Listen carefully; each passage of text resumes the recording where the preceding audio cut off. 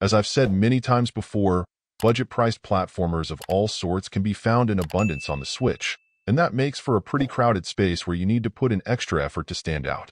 While there are some that have done what it takes to clearly stand tall, as well as many that are simply bland and terrible, there are also those that are stuck somewhere in the middle.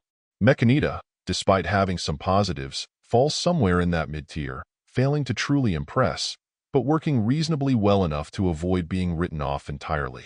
In terms of the positives, it does have a decent, if simplistic, overall look.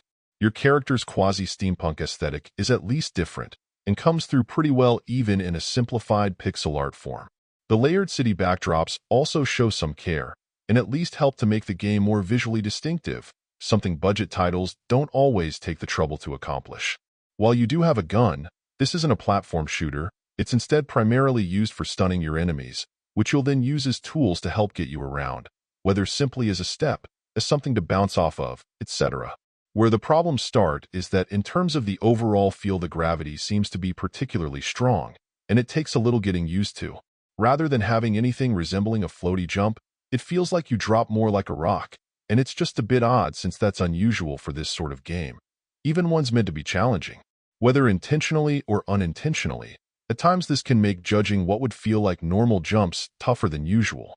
Yes, you'll undoubtedly adapt and typically make use of stunned enemies to help fill the gap, but with the nuance taken out of jumping, a reliable element of traditional platforming was lost. It's also possible that contributes to the fact that it doesn't feel like the stages are as wildly varied as you can sometimes see from the competitors in the space.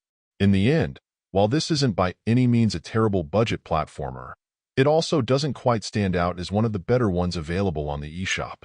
I'll credit it with having a different approach in terms of its platforming-centric style and playing around with the typical feel for games in this genre, but the result still wasn't as satisfying in execution as I'd like.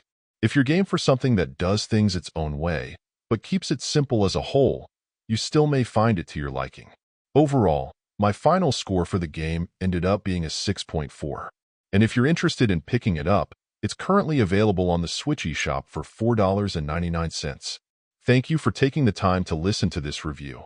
And if you'd like more information or ideas of indie games worth checking out on Switch, be sure to click on the link provided in the description. Until next time.